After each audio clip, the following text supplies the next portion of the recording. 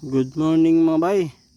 Ito meron akong sinidling na ampalaya at medyo malalaki na, no. Ililipat na natin ito mga bay para makabuelo na. Ilang piraso itong tumubo? 3, 6, 9 mga bay.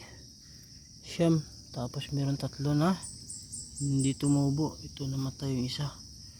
9 na piraso yung itatanim natin.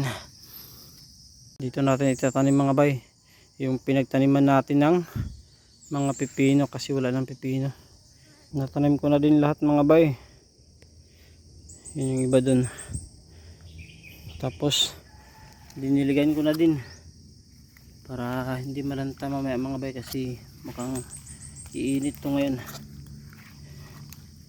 Yung ating ampalaya 9 na piraso mga bay. Marami-rami na rin yan kung bubunga mga bay. Ayan. Hapit na lang ulit tayo kapag malalaki na yung ating ampalaya.